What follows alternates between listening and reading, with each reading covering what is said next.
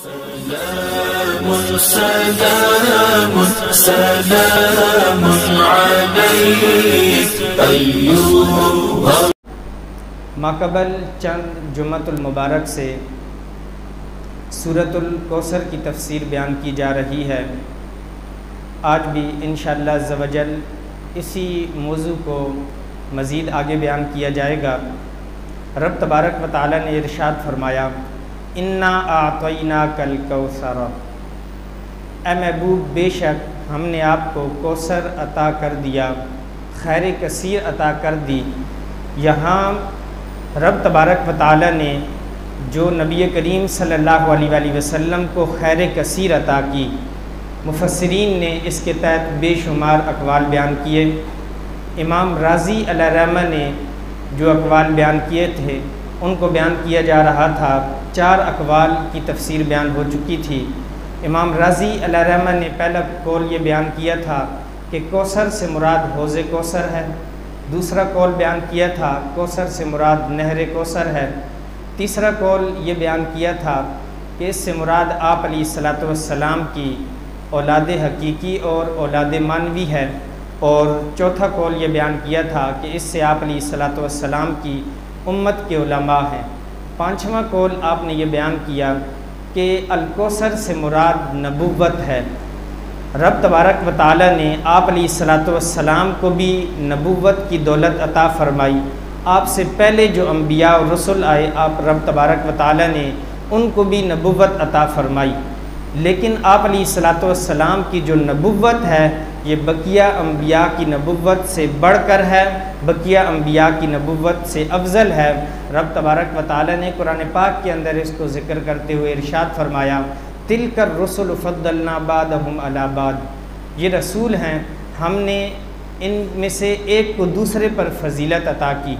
मिनहुम मन कल्लमल्लाहु व रफ़ा बादहुम दराजात, इनमें से बाज़ वो हैं कि जिनसे रब तबारक व तआला ने कलाम फरमाया, और बाज़ वो हैं कि रब तबारक व तआला ने उनके दर्जात को बुलंद कर दिया। यहाँ बुलंदी दर्जात जिस नबी को अता हुआ वो नबी करीम सल्लल्लाहु अलैहि वसल्लम की ज़ात है। तो आप अलैहिस्सलातु वस्सलाम की नबुव्वत सबसे बढ़कर है। रब तबारक व तआला ने फरमाया कि महबूब ये आपको बुरा भला कहते हैं और ये कहते हैं कि आपकी औलाद की नेमत चली गई। हमने तो आपको नबुव्वत जैसी इतनी आला नेमत और वो भी सबसे अफजल नबुव्वत अता फ़रमाई। इसके बाद हज़रत इमाम राज़ी छठा कौल बयान फरमाते हैं कि कौसर से मुराद रिफ़अत ज़िक्र है कि आप अलैहिस्सलातु वस्सलाम के ज़िक्र को जो बुलंदी हासिल हुई, आप अलैहिस्सलातु वस्सलाम का तज़किरा जो अकनाफ़े आलम के अंदर फैला हुआ है, इसकी मिसाल बिल्कुल कहीं भी नहीं मिलती। आप अलैहिस्सलातु वस्सलाम का ज़िक्र सुबह से शाम तक पूरा साल हर रोज़ इसी तरह बरकरार रहता है। अभी हम यहाँ बैठे हैं तो सिर्फ़ यहाँ ही आप अलैहिस्सलातु वस्सलाम का ज़िक्र खैर नहीं हो रहा, बल्कि पाकिस्तान के किसी भी कोने के अंदर, बल्कि दुनिया में जहाँ भी जुम्मतुल मुबारक में बयानात का वक्त ये है, आप अलैहिस्सलातु वस्सलाम का ज़िक्र खैर जारी है। फिर हर जगह औकात नमाज मुख्तलिफ हैं। अगर यहाँ अभी जुम्मतुल मुबारक का वक्त है तो किसी मुल्क के अंदर यहाँ जब रात होगी तब वहाँ जुम्मतुल मुबारक का दिन होगा, तो वहाँ आप अलैहिस्सलातु वस्सलाम का ज़िक्र बुलंद हो रहा हो। तो नबी करीम सल्लल्लाहु अलैहि वसल्लम का ज़िक्र शर्क़ से लेकर गर्ब तक, शमाल से लेकर जुनूब तक, कहीं न कहीं हर वक्त हो रहा होता है। रब तबारक व तआला ने इरशाद फरमाया, वरफ़अना लका ज़िक्रक, ऐ महबूब हमने आपके ज़िक्र को बुलंद कर दिया। तो रब तबारक व तआला जिसके ज़िक्र को बुलंद करे फिर उसका ज़िक्र कोई और नीचा कर सकता है? बिल्कुल ऐसा नहीं हो सकता। रब तबारक व तआला ने नबी करीम सल्लल्लाहु अलैहि वसल्लम को ये शान अता फ़रमाई। आप अलैहिस्सलातु वस्सलाम पर ये आयत मुबारक नाजिल हुई, ए महबूब सल्लल्लाहु अलैहि वसल्लम हमने आपको रिफ़अत ज़िक्र की नेमत अता फ़रमा दी। जब ये इतनी बड़ी नेमत अता हो गई तो अब ये कुफ़ार आपको जो मर्ज़ी कहते रहें, आपकी एक नेमत चली गई, आपका बेटा दुनिया से चला गया, लेकिन इसके बावजूद हमने आपको इतनी बड़ी नेमत से सरफराज फरमाया कि वो इसके मुकाबले में कुछ भी नहीं है। रब तबारक व तआला ने इरशाद फरमाया, इन्ना आतईना कल कौसरा, ए महबूब सल्लल्लाहु अलैहि वसल्लम, हमने आपको रिफ़त ज़िक्र अता कर दिया। सातवां कौल बयान करते हुए इमाम राजी ने फरमाया, कौसर से मुराद कसरत मुत्तबईन है कि नबी करीम सल्लल्लाहु अलैहि वसल्लम की इत्तिबा करने वाले बेशुमार लोग हैं। आप अलैहिस्सलातु वस्सलाम के मुत्तबईन दीगर अम्बिया आए, अम्बिया और रसूल आए, उन्होंने तबलीग दीन की, रब तबारक व तआला की किताब उन पर नाजिल हुई, उन्होंने रब तबारक व तआला के दीन को फैलाया, उन्होंने बड़ी लंबी उम्र पाई, लेकिन इसके बावजूद किसी नबी के जो मुत्तबईन थे वो दर्जनों की तादाद में थे। हज़रत नूह अलैहिस्सलातु वस्सलाम ने 900 साल तबलीग दीन की, आपकी उम्र इससे ज़्यादा है, लेकिन जो तबलीग दीन की उम्र है, आप अलैहिस्सलातु वस्सलाम ने जिस उम्र के अंदर दीन की तबलीग की वो 900 साल है, लेकिन तादाद सैकड़ों में नहीं है बल्कि दर्जनों में है। कई ऐसे नबी होंगे कल क़यामत के दिन मैदान महशर में आएंगे, किसी नबी के साथ 2 उम्मती होंगे, किसी के साथ 1 उम्मती होगा, किसी के साथ दर्जनों होंगे, किसी के साथ सैकड़ों होंगे, लेकिन नबी करीम सल्लल्लाहु अलैहि वसल्लम के साथ एक कसरत होगी। आप अलैहिस्सलातु वस्सलाम की इतनी बड़ी तादाद होगी कि आप अलैहिस्सलातु वस्सलाम ने इरशाद फरमाया, अना फरतुकुम अलल हौज़, ऐ मेरे उम्मतियों, मैं तुमसे पहले हौज़े कौसर पर जाकर मौजूद हूँगा, तुम्हारा इंतज़ार करूँगा, इसलिए कि आप अलैहिस्सलातु वस्सलाम ने अपनी उम्मतियों को कौसर के जाम पिलाने होंगे। फरमाया, वाना उकासिरु बिकुम, और मैं उस दिन मैदान महशर के अंदर क़यामत के दिन तुम्हारी कसरत पर फ़ख्र करूँगा। नबी करीम सल्लल्लाहु अलैहि वसल्लम की उम्मत इतनी ज़्यादा होगी, आप अलैहिस्सलातु वस्सलाम की अगर उम्र मुबारक को देखें, टोटल उम्र 63 बरस है। 40 साल तक तो ऐलान नबुव्वत नहीं था, 40 साल के बाद आप अलैहिस्सलातु वस्सलाम को नबुव्वत का ऐलान हासिल हुआ, फिर 10 साल तो जंगों के अंदर गुजर गए, फिर बकिया 13 साल, तो 23 साल भी अगर ले लें, आप अलैहिस्सलातु वस्सलाम ने तबलीग दीन की, हुस्न अखलाक के ऐसे पैकर थे कि हर शख्स आप अलैहिस्सलातु वस्सलाम के खुल्क को देखकर पीछे चला आता। आप अलैहिस्सलातु वस्सलाम के पीछे इस तरह जोग दर जोग लोग आते चले गए। खुतबे हज्जतुल वदा के मौका पर आप अलैहिस्सलातु वस्सलाम के सामने जो शमे बैठे थे, जो परवाने बैठे थे, जो सहाबाए कराम की तादाद थी वो 1,24,000 थी। ज़ुरकानी अलल मवाहिब के अंदर ये रिवायत मौजूद है। आप अलैहिस्सलातु वस्सलाम की जो इत्तिबा करने वाले थे, जो सहाबाए कराम थे, जो ईमान ला चुके थे, वो 1,24,000 थे। और बाज़ किताबों के अंदर ये लिखा, ये तो वो लोग थे जो उस खुतबे के अंदर आप अलैहिस्सलातु वस्सलाम के सामने बैठे थे, लेकिन आप अलैहिस्सलातु वस्सलाम पर जो ईमान ला चुके थे वो 6 लाख से भी ज़्यादा तादाद थी। आप अलैहिस्सलातु वस्सलाम ऐसे हादी और रहबर थे कि एक होकर आप अलैहिस्सलातु वस्सलाम ने पूरे अरब को हिलाकर रख दिया। आप अलैहिस्सलातु वस्सलाम के इतने मुत्तबईन थे तो फरमाया कि क़यामत के दिन मैं तुम्हारी कसरत पर फ़ख्र करूँगा। इसलिए शायर ने क्या खूब कहा, एक अरब ने आदमी का बोल बाला कर दिया, एक अरब ने आदमी का बोल बाला कर दिया, खाक के ज़र्रों को हम दोषे सुरैया कर दिया। वो गड़का था एक बिजली का, या के सोते हादी, अरब की ज़मीन जिसने सारी हिला दी। आप अलैहिस्सलातु वस्सलाम के मुत्तबईन इसलिए ज़्यादा थे कि आप अलैहिस्सलातु वस्सलाम हुस्न अखलाक के पैकर थे। इमाम राजी नवा कौल बयान करते हुए इरशाद फरमाते हैं, इन्ना आतईना कल कौसरा, यहाँ खैर कसीर से मुराद नबी करीम सल्लल्लाहु अलैहि वसल्लम पर नाजिल होने वाली किताब कुरान है। कुरान मजीद आप अलैहिस्सलातु वस्सलाम का सबसे बड़ा मौजज़ा है। मेराज आप अलैहिस्सलातु वस्सलाम का दूसरा बड़ा मौजज़ा है। आप अलैहिस्सलातु वस्सलाम के ज़मीनी मौजज़ात भी बकिया अम्बिया के मौजज़ात से अफजल हैं, आसमानी मौजज़ात भी बकिया अम्बिया के मौजज़ात से अफजल हैं। आप अलैहिस्सलातु वस्सलाम को रब तबारक व तआला ने वो बड़ा मौजज़ा अता फरमाया, कुरान, जिसकी हिफाजत का जिम्मा रब तबारक व तआला ने खुद उठाया। इससे पहले अम्बिया आए, उन पर कुतुब नाजिल हुई, लेकिन उनके चाहने वाले थे उन्होंने उस किताब की हिफाजत सही तरीके से ना की, उनकी आयतों को बदल कर रख दिया, उनके अल्फाज को बदल कर रख दिया, उनके अंदर तहरीफ हुई। लेकिन रब तबारक व तआला ने फरमाया कि ऐ महबूब, मैं तुम पर जो किताब नाजिल कर रहा हूँ इसका निगहबान मैं हूँ, इसका मुहाफिज मैं हूँ। अब रहती दुनिया तक इसके एक हर्फ को भी कोई बदल नहीं सकता। फिर लोग आए, लोगों ने बदलने की कोशिश की, बल्कि इन्ना आतईना कल कौसर का ही वाक़या है। आप अलैहिस्सलाम जब दुनिया पर जलवागर हुए उस वक्त ज़बानो बयान का दौर था, फसाहत बयान का दौर था, हर दूसरा शख्स फसीह बलीग था और इस पर वो इतराता था। रब तबारक व तआला ने इन सब की फसाहत बलागत को तोड़ते हुए नबी करीम सल्लल्लाहु अलैहि वसल्लम को मबूस फरमाया, कुरान जैसा फसीह बयान अता फरमाया। जब आप अलैहिस्सलाम पर सूरह कौसर नाजिल हुई, उस वक्त आप अलैहिस्सलाम पर जब भी आयतें नाजिल हो रही थी, चूँकि फसाहत बयान का दौर था, हर शख्स जो भी कोई सबसे आला बयान करता, शेर व शायरी करता, वो काबे की दीवार पर आकर वो एक पर्चा लटका के चला जाता, चूँकि वो इस पर नाज करता था कि इसका कोई रद्द करके दिखाए, इस पर कोई चैलेंज करके दिखाए। मैंने इतनी फसीह व बलीग ज़बान इस्तेमाल की तो हर कोई आकर वहाँ 7 मुअल्लके लटके थे। सबा मुअल्लका ये मार्केट से मिल जाता है, दरस निज़ामी के निसाब में भी दाखिल है। तो वो इस तरह शेर व शायरी लटकी होती थी।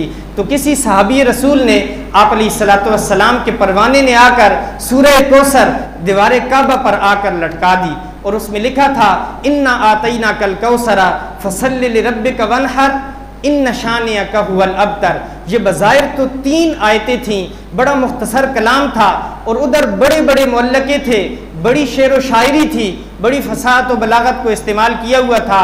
लेकिन कोई दूर दराज से शायर आया, उसने आकर कहा, इन्ना आतईना कल कौसरा फसल्लि लिरब्बिका वनहर इन शानियका हुवल अबतर। जब उसने ये पढ़ा, चूँकि वो शायर था, वो ज़ौक़ रखता था, उसको अरबी का ज़ौक़ था, वो समझ गया, उसने एक जुमला आगे बढ़ा दिया। उसने कहा, मा हाजा कलामुल बशर, बिल्कुल इसी वज़न पर है, इन्ना आतईना कल कौसर फसल्लि लिरब्बिका वनहर इन शानियका हुवल अबतर। उसने आगे बढ़ा के लिख दिया, मा हाजा कलामुल बशर, ये किसी बशर का कलाम नहीं हो सकता। फिर एक और शायर दूर दराज से आया, उसने आकर पढ़ा। जब 3 आयतें पढ़ी और फिर चौथी आयत पढ़ने के बाद, चौथा जुमला पढ़ने के बाद उसने बोला, वलाकिन हाजा कलामुल बशर। कहा वो 3 तो किसी बशर का कलाम नहीं है, लेकिन ये चौथा है, ये बशर का कलाम है। ये कुरान का एजाज़ है कि कुरान के अंदर वो एजाज़ है कि रहती दुनिया तक कोई इसका चैलेंज नहीं कर सकता। लोगों ने मसनूई कुरान तैयार किए, लेकिन लोगों ने उनके मुंह पर मारा। एक शख्स ने अलकारिया तो मलकारिया, ये एक आयत है कुरान की, इसके वज़न पर इसका मतलब है क़यामत अलकारिया, वमा अलकारिया तो मलकारिया, क़यामत क्या है, वमा अदरा का मलकारिया, तुम क्या जानो कि क़यामत क्या है। कोई काफिर उठा, उसने कहा अलफील मलफील, वमा अदरा का मलफील, हाथी, हाथी क्या है, तुम क्या जानो कि हाथी क्या है। हमारी मुसलमान एक छोटी सी बच्ची उठी, उसने इसका रद्द कर दिया। उसने कहा कि क़यामत, क़यामत क्या है, तुम क्या जानो कि क़यामत क्या है। इसके अंदर तो हुस्न मानवी है, वाक़तन हम इस बात को नहीं जानते, मैं भी नहीं जानता, दुनिया का कोई शख्स हकीकत नहीं जानता रब और रसूल के अलावा। उस बच्ची ने कहा कि हाथी को तो हम भी जानते हैं, छोटा बच्चा होगा वो भी हाथी को जानेगा। तो ये कुरान का एजाज़ है। तो फरमाया कि आप अलैहिस्सलाम पर जो कुरान नाजिल हुआ, इन्ना आतईना कल कौसरा, इस कौसर से मुराद कुरान है। ए महबूब, हमने आपको इतना बड़ा मुआज़ा अता कर दिया। ये दुनिया की नेमत की बात करते हैं, इनके इस जुमले को इनके मुंह पर मार दिया जाए। इस तरह और भी इमाम राजी ने अक़वाल लिखे, फरमाया कौसर से मुराद इस्लाम है, कौसर से मुराद आप अलैहिस्सलाम के ज़िक्र की बुलंदी है, आप अलैहिस्सलाम के मौजज़ात हैं। बेशुमार अक़वाल हैं, 9-10 अक़वाल मैंने आपके सामने बयान किए। लेकिन अगर इसका खुलासा निकाला जाए तो चाहे इस कौसर से मुराद औलाद ली जाए, आप अलैहिस्सलाम की औलाद ली जाए, हौज़े कौसर ली जाए, नहर कौसर मुराद ली जाए, आप अलैहिस्सलाम पर नाजिल होने वाला कुरान मुराद लिया जाए, इस्लाम मुराद लिया जाए, आप अलैहिस्सलाम के रिफ़त ज़िक्र को मुराद लिया जाए, आप अलैहिस्सलाम के मुत्तबईन की कसरत को मुराद लिया जाए, नबुव्वत को मुराद लिया जाए। लेकिन खुलासा ये निकला कि ये सारी की सारी चीज़ें खैर कसीर में दाखिल हैं और आखिर ये तफसीर इब्न जरीर ने जिक्र की, ये अब्दुल्ला इब्न मुबारक रदी अल्लाह ताला अन्हु का कौल है कि कौसर से मुराद ऐ अल खैर कुल्ला, सारी की सारी खैर मुराद है। और अब्दुल्ला इब्न मुबारक ये वो मुफस्सिर हैं कि जिन्होंने अब्दुल्ला इब्न अब्बास से तफसीर का इल्म सीखा। और आपको मालूम है कि अब्दुल्ला इब्न अब्बास रदी अल्लाह ताला अन्हुमा ये इमामुल मुफस्सिरीन हैं, ये रईसुल मुफस्सिरीन हैं। इन्होंने बराए रास्त आप अलैहिस्सलातु वस्सलाम के सामने बैठकर कुरान की तफसीर का इल्म सीखा। आप अलैहिस्सलातु वस्सलाम ने इनके लिए इल्म तफसीर के मुतालिक दुआ भी फरमाई। और जो अब्दुल्ला इब्न मुबारक हैं उन्होंने 10 मरतबा पूरे कुरान की तफसीर हज़रत अब्दुल्ला इब्न अब्बास रदी अल्लाह ताला अन्हु से सीखी। ये वो इमाम हैं, जब उन्होंने तफसीर की ऐ अल खैर कुल्ला, तो सारी की सारी खैर कसीर के तहत ये जितने अकवाल बयान हुए ये सारे के सारे आ जाते हैं। तो खुलासा कलाम ये हुआ कि रब तबारक व तआला ने फरमाया कि ए महबूब, ये दुनियावी नेमतें क्या हैं, हमने आपको सारी की सारी भलाइयाँ अता फरमा दी। जब सारी की सारी कसरत खैर आपको मिल गई, अब रब तबारक व तआला ने फरमाया फसल्लि लिरब्बिका वनहर।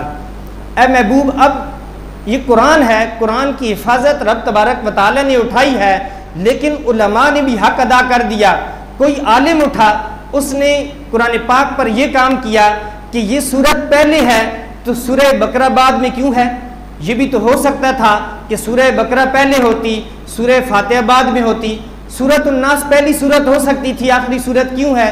सूरतुल फलक के बाद सूरतुल नास क्यों है।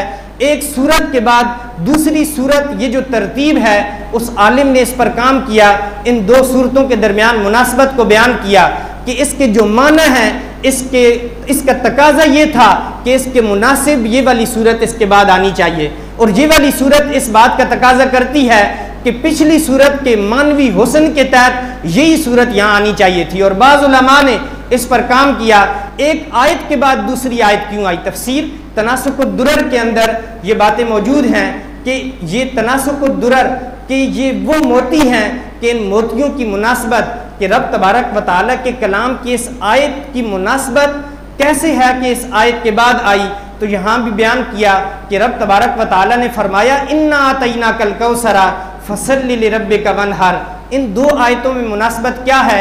जब रब तबारक व तआला ने फरमाया कि ऐ महबूब, हमने आपको खैर कसीर दे दी, हमने आपको इतनी नेमतों से नवाजा, हमने कुरान का मोजज़ा भी दिया, हमने आपकी औलाद को रहती दुनिया तक बाकी रखने वाला बना दिया, हमने आपको हौज़े कौसर जैसा हौज़ अता फरमा दिया, हमने आपको नहरे कौसर दे दी, हमने आपको इतनी कसरतें दे दी, इतनी अताएँ कर दी।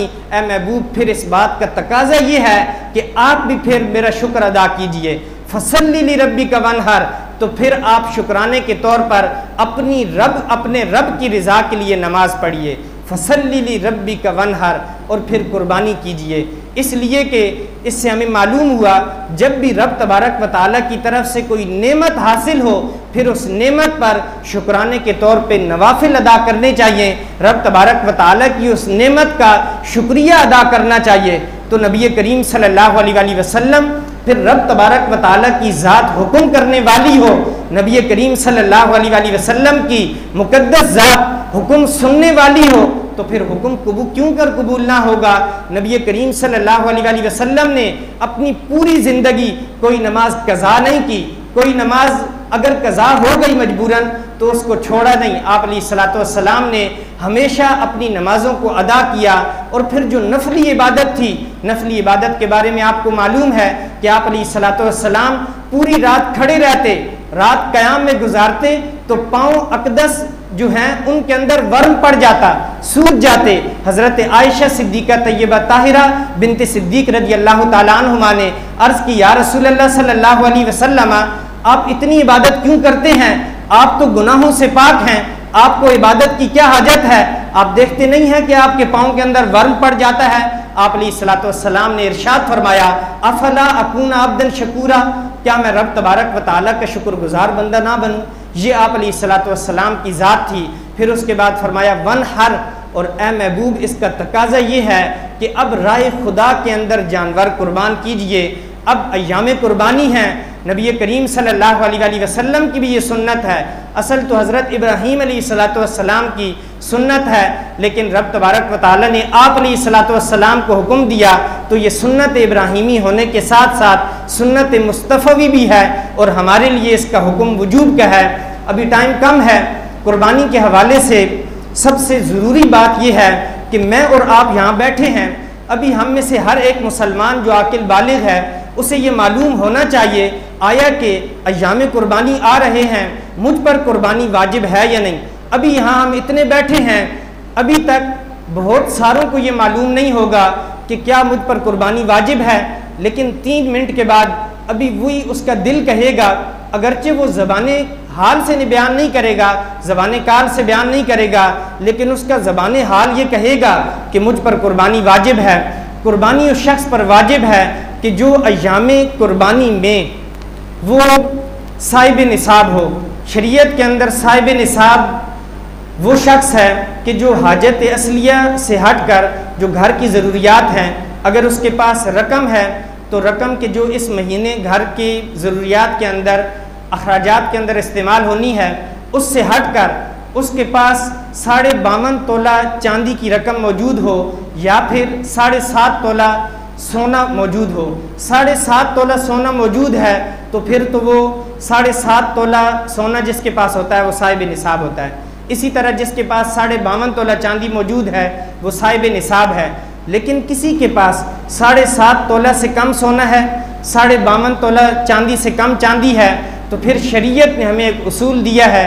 वो उसूल ये है कि अब जो उसके पास रकम रखी है, जो उसके पास थोड़ी सी चांदी है, जो उसके पास थोड़ा सा सोना है, इन सब को मिलाकर और इसके अलावा जो घर की ज़रूरी अशिया के अलावा जो अशिया हैं, मसलन उसकी वो जगह के जो रिहाइश का मकान है, इसके अलावा उसके पास अगर कोई घर है किराए पे उसने दिया हुआ है, जो रिहाइश का मकान है उसके अलावा उसकी कोई दुकान है, जो रिहाइश का मकान है उसके अलावा उसके पास कोई खाली प्लाट है, इन सब चीज़ों को मिलाकर अगर उसकी कीमत 52.5 तोला चांदी की कीमत को पहुंचती है तो तब वो मालिक निसाब है।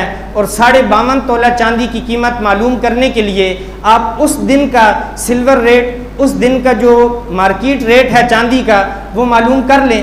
कभी आज का रेट बहुत मुख्तलिफ हो रहा है। 3 दिन पहले मैंने हिसाब लगाया था, 1100 कुछ था 1 तोले का रेट, और जो चांदी का निसाब बन रहा था वो तकरीबन 65,000 था।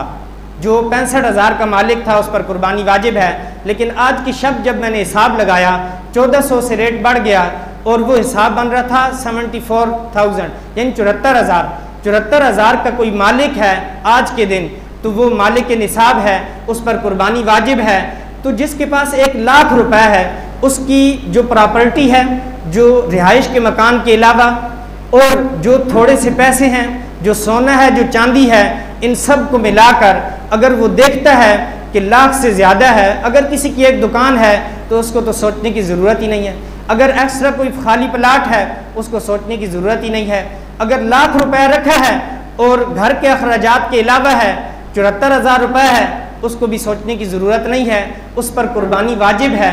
अब एक मिसाल समझिए कि एक शख्स वो है कि जिसने 20 लाख रुपए लोगों से कर्जा लिया हुआ है और उसके पास एक दुकान है। वो कहता है कि मैंने तो लोगों से कर्जा लेना है, लिहाजा मैं कुर्बानी कैसे करूं।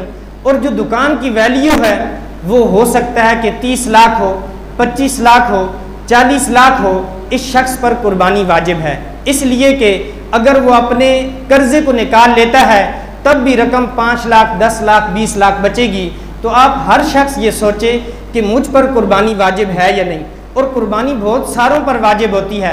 हमारे घरों के अंदर हमारी जो बीवियां हैं, अक्सर मर्दों की बीवियों पर कुर्बानी वाजिब होती है, लेकिन हम नहीं करते। अगर किसी की बीवी ऐसी है कि उसके पास 1 तोला सोना है और तोले की कीमत आजकल लाख से बढ़ चुकी है, 1,14,000 थी रात को, और सोने की जो कीमत है इतनी है, अगर 1 तोला सोना है, साथ 1,000 रुपये की वो मालिक है, 500 की वो मालिक है, एक चांदी की अंगूठी उसने पहनी हुई है, उस पर कुर्बानी वाजिब है। लेकिन हम लोग खुद तो कुर्बानी कर लेते हैं, अगरचे वाजिब ना हो, लेकिन बीवी पर वाजिब होती है। अगरचे उसका गुनाह उसी पर है, शोहर पर उसका गुनाह नहीं है, लेकिन उसे हुक्म ये है वो अपना कुछ सोना बेचे, वो अपनी चांदी बेचे या फिर किसी से उधार पैसा लेकर, लेकिन बहर सूरत जिस पर कुर्बानी वाजिब है उसे उधार लेना पड़े, अपना सामान बेचना पड़े, सोना जायदाद बेचनी पड़े, वो ये बेचने का हुक्म होगा, उस पर कुर्बानी करना वाजिब होगी। इसके अलावा भी अगर कोई शख्स अपने बारे में पूछना चाहता है, नमाज के बाद वो मुझसे पूछ सकता है कि कुर्बानी वाजिब है या नहीं। अल्लाह अज़्ज़ व जल अमल करने की तौफ़ीक़ अता फ़रमाए और हम सब को फ़सल्लि लिरब्बिक वन्हर इस पर अमल करने की तौफ़ीक़ अता फ़रमाए। आमीन बिजाहि नबी अमीन सल्लल्लाहु अलैहि वसल्लम।